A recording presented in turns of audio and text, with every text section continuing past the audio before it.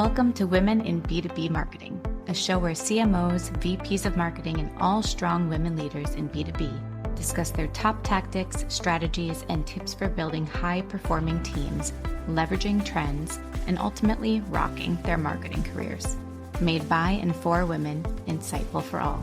I'm your host and 15-year B2B marketer, Jane Serra. Let's dive in. Hi, everyone. Thank you for joining us for another episode of Women in B2B Marketing. And today we have with us Ashley Scorpio, SVP Revenue at Levitate Foundry. But I am not doing her justice. She has about 5 to 10 other hats that she wears even outside of Levitate. So I'm excited to have her intro herself and all of the many organizations she helps with and spotlight a couple today. So Ashley, thank you for joining us. Awesome. Thank you, Jane, so much for having me. Yeah, I love the work I do at Levitate, and my key role day to day is as SVP of Revenue, which includes marketing, of course, as well as partnerships, which also traverses partner marketing and sales. So all areas that we love to weave partners into, and of course, reach a B2B audience. We're always looking primarily to get Levitate Foundry in front of key decision makers at D2C e-commerce brands, because Levitate Foundry is the largest female-founded and led Shopify Plus preferred agency partner in all of North America. Ooh. Yeah, we have a diverse team. I've been on the leadership team at several e-commerce agencies to date. This is the third agency I've been with here in the US. So I've been at it for a little while on the B2B marketing side of things, particularly at marketing agencies. Yep. But yeah, outside of my day-to-day at Levitate, I do a couple other things that really give me life. One of those initiatives that I really love spending my evenings and weekends on is Elevate. Elevate is an accelerator program, typically a 9-week program. I have been along with them for the ride since their very first cohorts that started in Atlanta, Georgia, as well as when they expanded into Mississippi. And now they have Elevate cities across the US. And it is an accelerator program for primarily women, although it's not limited to women, and people of color, primarily helping Black business owners and entrepreneurs grow their business through marketing, through partnerships, through sales, revenue, all those good things. And I typically sales and strategic partnerships to those cohorts of business owners. And last week was a lot of fun. We actually had our pitch competition with our top 5 contestants from the last cohort, as well as their graduation ceremony. So yeah, amazing. It's been a really cool program to be a part of. It was amazing. And Our Village United is a nonprofit who actually goes ahead and runs these programs for business owners, but they now have backing from MasterCard, and that's why they were able to expand the program nationwide from coast to coast. Nice. So yeah, like I said, it's been really exciting to be part of those programs. Yeah. How many years now have you been part of this? Yes. So I want to say it's about 3 years at this point. Cool. And that's not the only accelerator program that I actually teach at. Similarly, I also teach sales and strategic partnerships to the Fearless Fund accelerator program. And yeah, the Fearless Fund does focus on women of color. So again, a little bit more niche. But again, we need to ensure that women are able to raise capital alongside others in the business arena and successfully launch and scale their businesses. Because historically, a minuscule fraction of available capital actually goes to female-founded or female-led enterprises. So It's extremely important that we support each other as women in business and talk about these tools and tactics and strategies and some of these communities and cohorts to support each other. Similarly, at Levitate Foundry, in January this year, we launched a free online community called Levitate Founders for women in business, particularly if they have any challenges in marketing, we can support them on, again, just for women to network with each other, lift each other up, perhaps collaborate. There's always room for collaboration, even in business. So yeah, that's amazing. Especially, we were talking before we turned the mics on, but in these times, as I'm sure everyone says nonstop every day, but 2023 is a doozy. So everyone can use all the help and education and training and guidance that they can get right now. Definitely. And that's why I think it is important to, have many different projects perhaps that you work on and ways of interweaving them. So, outside of my day-to-day at Levitate and teaching via these funds or nonprofit accelerator programs, you have to walk the talk right? So I also angel Yeah. invest. And so I'm always interested, particularly in hearing from female founders or founders of color that are looking to scale their business, perhaps at the seed level or friends and family rounds. So I primarily invest either in B2B SaaS or in B2C e-commerce or MarTech ad tech, because that is my area of expertise where I can hopefully add extra support and insights for the founders, because, similarly, I advise. And so that's a great way we can help each other grow. So yeah, some great tools in the space that we also partner with at Levitate. Example, EcoCart and Arca are two examples of like angel investments I've made. And then advisory roles include partner programs, the SaaS platform for partners within e-commerce. Yeah. So you got into EcoCart in the beginning. Very cool. Someone from my team went over to EcoCart. So that's awesome to hear. Yeah. Again, I think it's really important to weave your mission into your work. Big reason why I joined Levitate. I care a lot about our mission of furthering and supporting women in e-commerce and in business, just like the same reason why I work with those particular funds and accelerator programs. And similarly, EcoCart was an interesting investment to me because of their mission of sustainability. Yeah. I have so many questions for you, and we haven't even dived into the marketing side of things yet. But first, it seems like you're really conscious of where you invest your time and money and resources of all kinds, and where just what you choose to bring onto your plate and into your world. When did you become conscious of that? Because I think a lot of people and women in marketing, we just kind of follow the next path, or we're just focused on the size of the company and getting into a certain brand. But I don't see as many, sadly, I think myself included, yet. But I do want to be more conscious of this, just where the ethical component of things and what makes a bigger impact. So if you could talk a little bit about how you became more conscious and how you are able to make those decisions so carefully. Yeah, it's a great question. And I think we all need to be thinking about corporate social responsibility and sustainability, particularly as we navigate this climate crisis, as people and humans on this little blue rock in the void. But for me, at least, I think I've worked in the public sector and the nonprofit sectors before joining and moving over to the dark side of the private sector. And it's so in your core. Yes, definitely. So I've been really civic minded for a long time. Before my journey in SaaS and the Bay Area and coming to the United States and the West Coast, or the best coast, as some might purport, and working in e-commerce and on the agency side, I worked in politics for 10 years. So I actually worked for the former Prime Minister of Canada, his chief of staff. I worked for the Secretary of State. I was the most senior aide to the Parliamentary Secretary for International Affairs and International Trade for many years. So yeah, I definitely, and I'm from Canada originally, for anyone wondering. So slightly different arena, but similar motivations, if you will, as most public servants and politicos might have. And so, yeah, I used to work every day trying to think of what can we do for Canadians today? How can we make their lives better? How can we serve people, young people, marginalized people, anyone who's underserved, any of these different groups? And so that's definitely something I thought about a lot, especially being efficient and mindful and respectful of taxpayer dollars. Yeah. Similarly, like Levitate, my technical background as a marketer is media buying.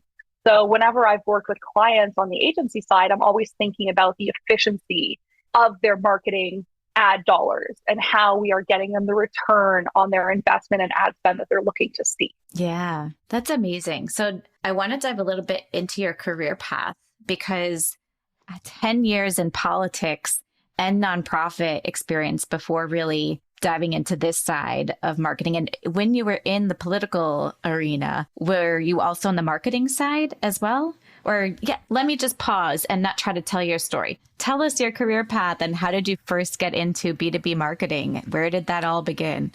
Yes. So interesting question. So I would say I've always been a storyteller, right? And politics is all about storytelling, right? You are explaining why you should care about these issues or these people or these communities or the country or whatever it might be, the region, the environment, etc. Other people in the community, things like that. Think people you might not necessarily relate to. And similarly, in direct to consumer e-commerce, we're typically selling a product or perhaps a service or a subscription. In politics, you are selling a platform or an agenda. So you are communicating those ideas to constituents and hopefully voters that you can mobilize and get out. And so I always say that when it comes to consumers here in the US, even in these odd, volatile times that we have right now, where people perhaps are pulling a little bit back on consumer spending, typically people have more than just $1 to spend on a product or a service. They might treat themselves on a Thursday or a Friday or what have you. Tuesday. Every day. Why not? Self-care is extremely important. But when it comes to a voter, typically, if it's above board and you're doing it right, you only have one vote. So I think that if you can successfully convince an undecided voter to care and to get on board with what it is and the ideas and platform that you're peddling and why they should care, and trying to circumvent all the apathy that comes in the political arena, and actually manage to get them out to vote after you have convinced them that selling a product or a service that can make your life better, or is fun, or something you like, or tells a good brand story, or has value proposition, that is a lot easier than garnering that one vote. So I think I would say I could sell ice to the Inuit. At least I'd like to think so. Yeah, because of your background. That's so interesting. And so from politics, how did you make the pivot from politics into the world of B2B? Was your first switch into the agency side? Yes, good question. So outside of my day-to-day in political offices and working for a political party and things like that, I always worked on campaigns. And also, to further answer your question, if I was doing marketing in politics, we might not call it marketing, but that's what it is. There are typically three types of political operators. There's perhaps the policy wonk, the communications person, which is really the marketing person, which is the type of roles that I had, which you might also think of as public relations or government relations or things like that. And then typically you also have what in the private sector and on the agency side, we might call a data scientist. But back in the day, that terminology didn't really exist. And we would consider this to be sort of the number cruncher who's looking at polls and looking at mobilization and things like that. So those are the three primary types of political animals as far as operators go, at least on the campaign side. And so, inclusive of campaigns, I worked in politics for 10 years. I worked on Parliament Hill for about 7 full years. And so, I was typically always in the communications role, although I do have a strong background in public policy in those two areas that I mentioned earlier, particularly international trade. And I think it's all communication, right? Speech writing, talking points, interviews, prepping for debates, debate prep. Those are all the sorts of things that I did in those types of roles. Writing the copy for campaigns or slogans, working with designers to design imagery or ads, even old school, like in postcards, which direct mail, newspapers, things like that. That is all marketing. Definitely. Different channels, but it's at the end of the day, it's all the same thing. And I was very early as a millennial. I was early on social media. So I was actually pretty active on Facebook and Twitter back in 2008. And I brought it back. And, people in the American political arena might think about the 2008 Obama campaign as when SMS really became big in politics. Well, it didn't really come to Canada until a few years later. But there are a number of digital marketing channels that became more and more entrenched in politics over the years, whether that was social media, organic social media, paid social media, whether that was direct mail, whether that was other lifecycle channels like email. Email is a huge fundraising channel for campaigns and for elected officials to reach their constituents. So those are all things I did in that sector. And of course, when I came over to sort of do this full time outside of these public figures and campaigns and my own consultancy, I came to the US in 2015 and I started working at W Promote, which is, of course, a performance digital marketing agency. And I did paid social media marketing for a lot of their clients, particularly on the SaaS side. Whereas everyone at that time was kind of focused on e-com, we had a handful of SaaS clients. And so, I did a lot of Twitter advertising and LinkedIn advertising, because of course the channels for B2B are slightly different from, let's say, B2C or D2C. For sure. Ashley, I might pick your brain after the call for some help with Twitter ads on the B2B SaaS space. Sounds good. Yeah, happy to. Yeah, at one point, I actually was running a ton of ads for a SaaS client in the Bay Area on LinkedIn Leads Accelerator before they actually sunsetted that program. That was really fun too. You know, it's the rise and fall of different SaaS marketing tools and platforms and placements. We all have to try and stay ahead of the curve as marketers. So yeah. Changes nonstop. Amazing. I'm going to put you on the spot for a second. If you remember, if not, don't worry, we can cut this. But you mentioned that one of your many responsibilities in your political background was slogans. Do you remember any slogan that you're particularly proud of? Not a slogan per se that was officially adopted by a campaign, although I was the campaign chair, citywide campaign chair for a number of campaigns. But even as an on-the-ground sort of grassroots activist, I scribbled many different things on placards and posters back in my day as like a youth activist. Yeah, we had a really interesting debate, and maybe this is sort of inside baseball from a parliamentary perspective, so this might not make sense to an American audience, but we were talking about gun control, and I had a placard that said, "You can't bring a whip to a gunfight," because of course a whip in parliamentary setting is there's a whip for each party. And when they whipped the votes, they forced everyone to vote the same way along the party lines as opposed to voting their conscience. Interesting. And along those lines. Yeah. So I said, you can't bring a whip to a gunfight. Love you know, it. let people vote their own values, what represents their constituents. Yeah. For such an important issue, as opposed to just forcing everyone to toe the line. Yeah. Good for you. That's amazing. Thank you for sharing a ton of that. It's a world I know nothing about, but it's fascinating. It's interesting to me, but it does make sense from a branding angle why, or maybe I'm wrong on this, but why they don't really call these positions marketing or a marketer of any sort on the political team, because that has an icky feeling in the political arena, right? I suppose so. And mind you, I was the first ever official community manager for the political party that I'm affiliated with in Canada. So a couple years back, they actually created their first ever digital operations unit, which didn't previously exist. Right. The crown jewel of a political party is usually their political operations, or polyops, as some people might call it. And of course, eventually they had to split off some of these specialties.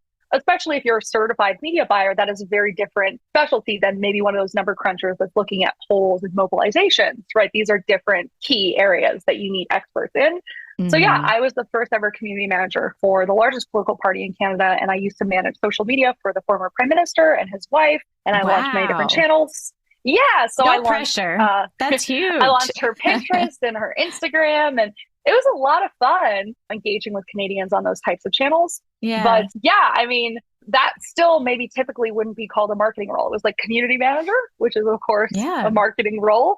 But that was just the foray into that. It's so funny just how they have to have a different twist to it to remove that ick factor. So it's community manager and communications and probably engagement. I'm sure all of these terms are used. So interesting. But you're right. It's apples to apples, the responsibilities and the end result you're looking for. So interesting. Definitely. Yeah.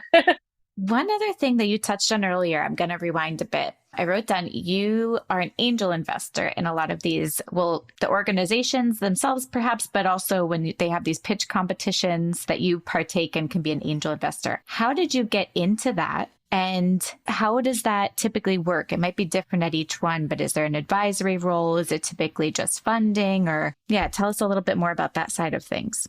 Definitely. So I actually went to my first ever TechCrunch 50 back in 2008.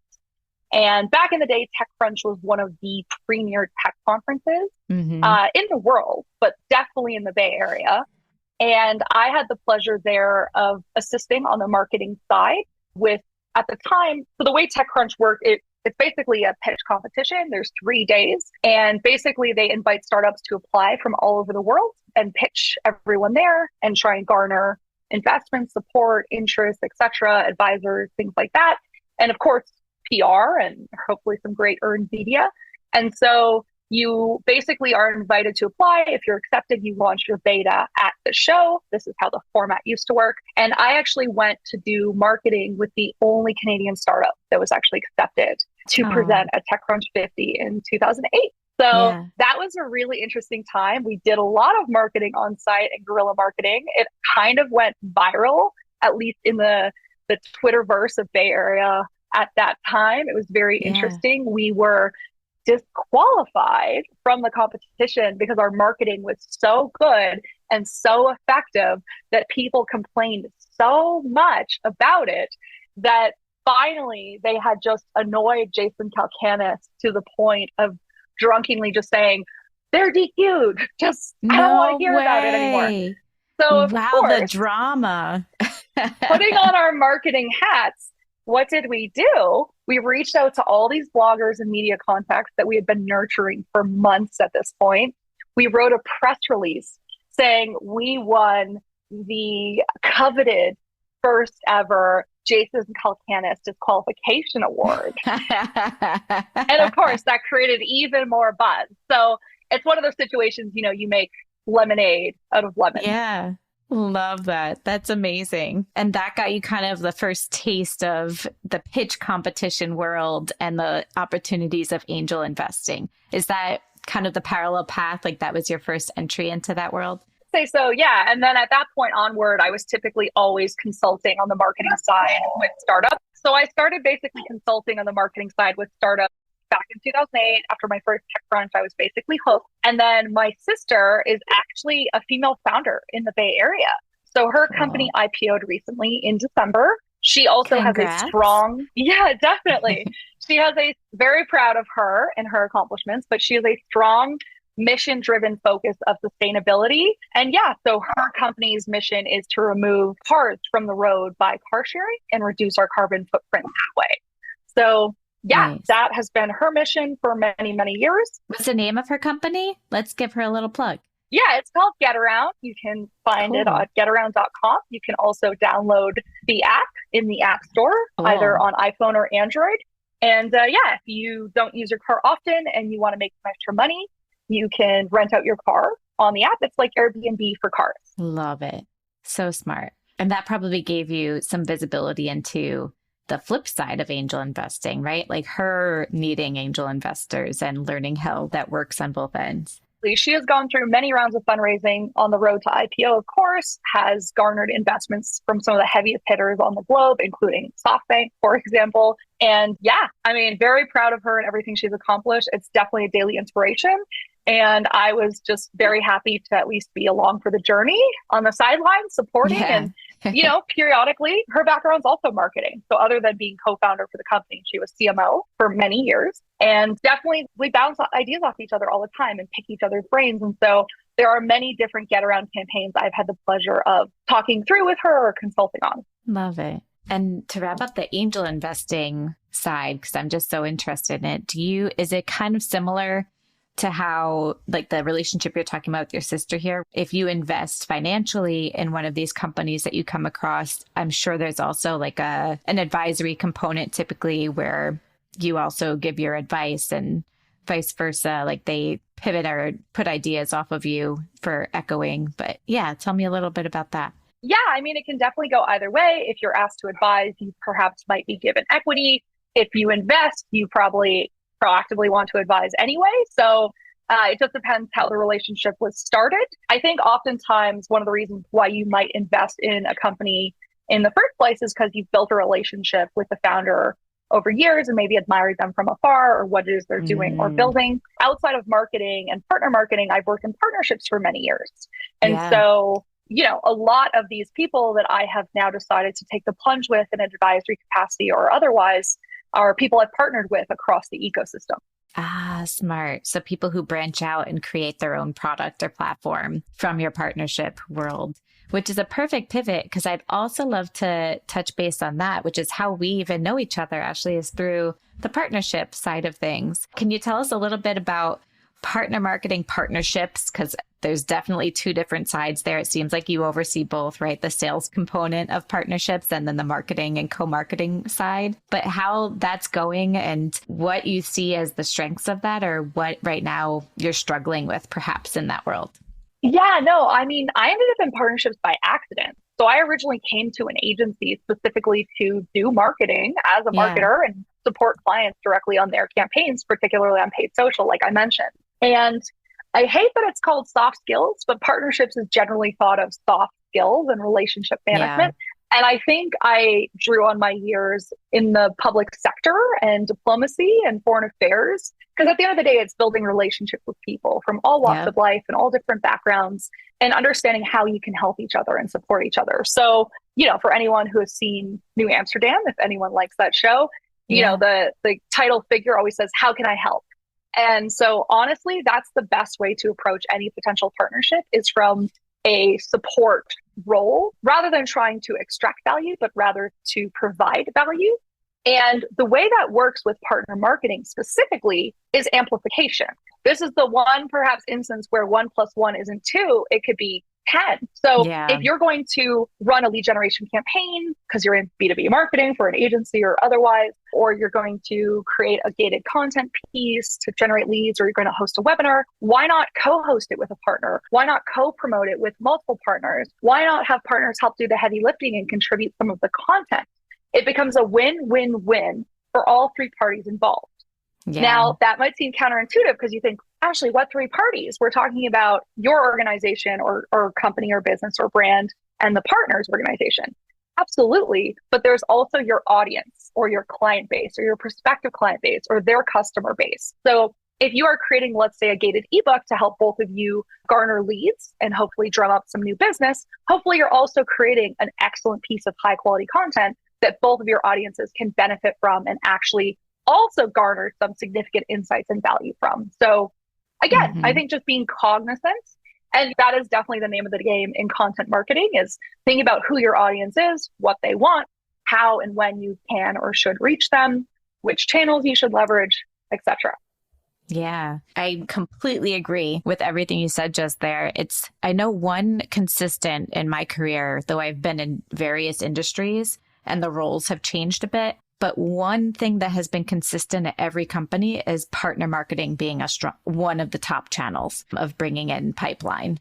It works every time. What the partnership looks like and who you're partnering with will change depending on your company.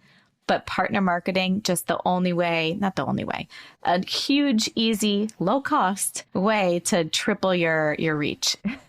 I couldn't agree more. I mean, most of the time it's about the same amount of effort or perhaps even less, because you have a great partner who's also digging in and rolling up their sleeves with you. Hopefully. Some aren't so great sometimes, right? Well, that is also how you determine whether or not it's a good fit as a partnership and whether or not you have the buy-in you need and the resourcing you need internally and externally. And of course, you should always do a postmortem after a campaign launch to compare notes and see, hopefully not, but you never know, what went wrong, what could we do better, what will we change, what will we perhaps do instead next time.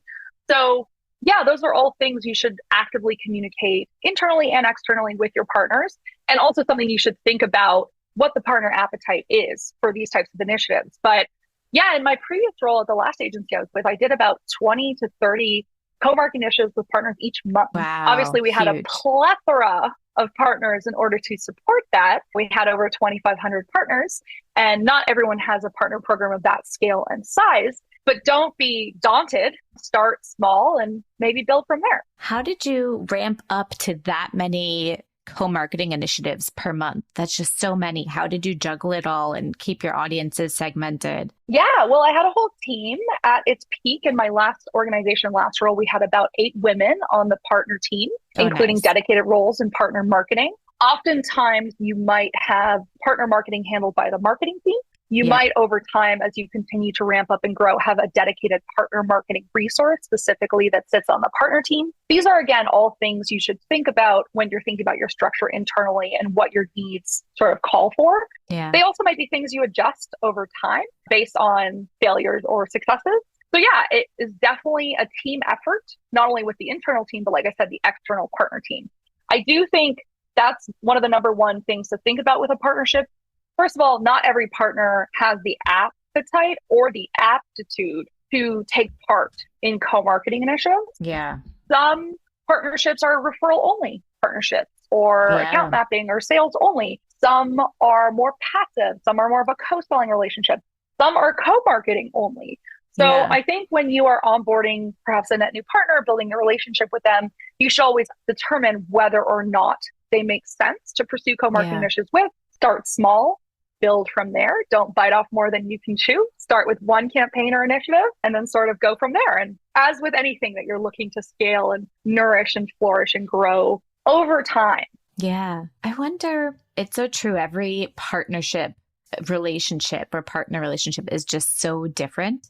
And the team and your counterparts vary so much, and their goals and what they want to do, or if they're, like you said, referral only, or if they focus on co-marketing, they do everything. It's just so interesting. But have you seen, this is just what I've noticed lately myself, and it could just be my own perspective alone, but with the layoffs that have been happening the past 6+ months, really more like a year now, right? Is that I see a lot of partner teams being let go. I don't know if that's skewed because I have so many partnership teams in my LinkedIn or connected my world there, but it seems like so many companies are cutting there. And I'm curious, do you have any thoughts on why that would be? Because to me, it blows my mind. I would never cut partner marketing. That's our core.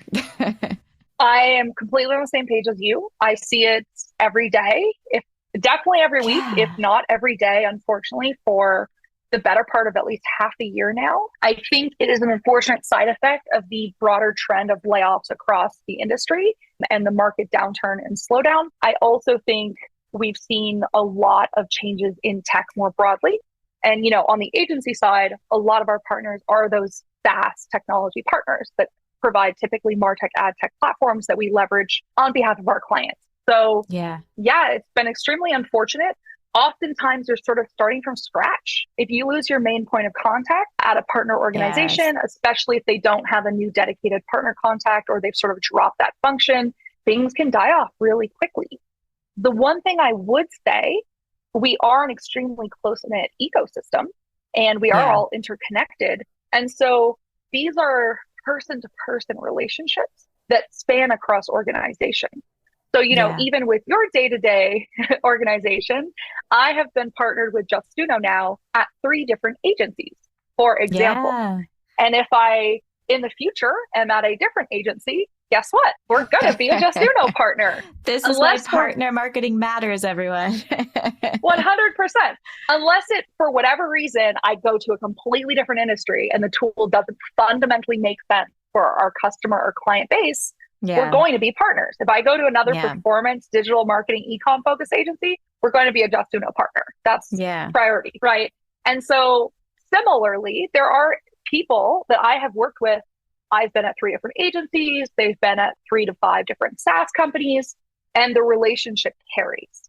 So as much as you might lose the point of contact at one, they will soon pop up elsewhere. That's really good one good thing. However, to dig into what you're saying a bit more, I completely agree with you. It's extremely alarming, generally speaking, to see the partner functionality cut, or one of the places that are being cut.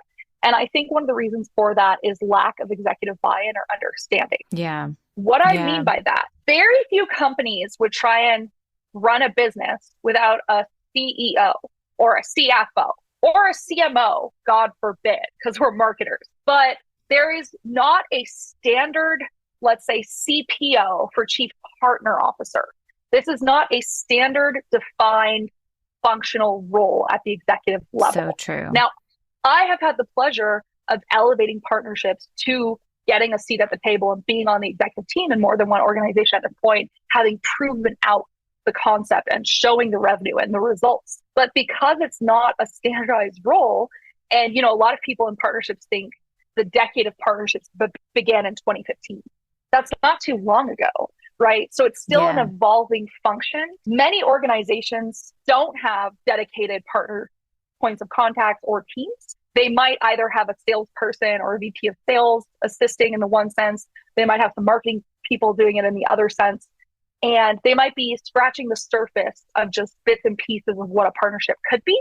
That's not a bad thing. You have to start somewhere. But ultimately, why I think I see these things, these roles or these departments being so adversely affected is because there isn't an executive buy-in, and because businesses have for decades succeeded, although perhaps not thrive beyond their wildest dreams with what everything is possible with a flourishing partner ecosystem and network.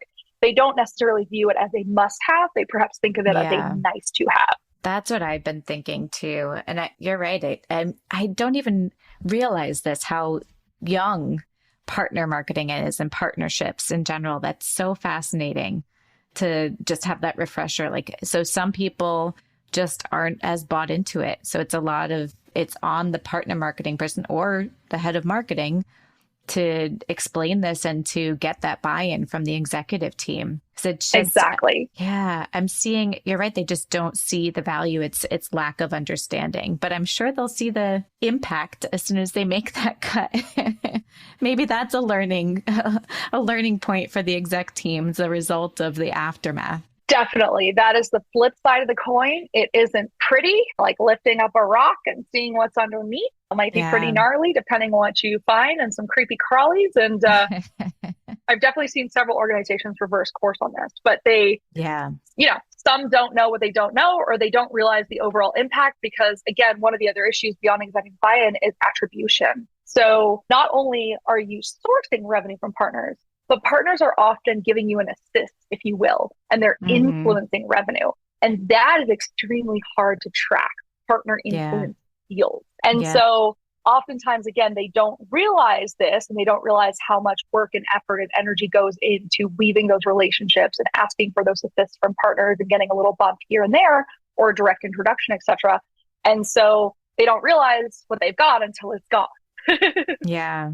So true. Sometimes you have to learn things the hard way, I guess, but we are both big partnerships fans. So, and you also, if you could tell me a little bit about your structure. So it's partnerships, marketing, and sales roll up under you heading revenue. How does it work overseeing all three? And have you found this being a positive, having three under the same person? Definitely. So I've been building toward this for the past several years in many different roles. And why I love having all three roll into one person is this way we can weave partners into everything. First of all, we of course have all of our own dedicated standalone marketing. But again, most all of our marketing campaigns and efforts could benefit from being promoted, and we can increase the reach by involving partners in these initiatives. Similarly, in sales, we can get more leads and garner more revenue from partner referrals and also partner influence revenue. And then, of course, partnerships itself, by rolling up into the same as those other two, there's just a lot more collaboration across the teams and departments. So you're sort of breaking down these silos. So you realize at the end of the day, we're all on team growth or team revenue, and that's what we're here to do. I also think it makes a lot of sense too, because often partner managers, even partner marketing managers, carry a quota of some kind, whether it is leads, whether it is referrals, whether it is number of partner campaigns, events, webinars, etc. Whatever it might be, depending on your specific role. And so I think exactly.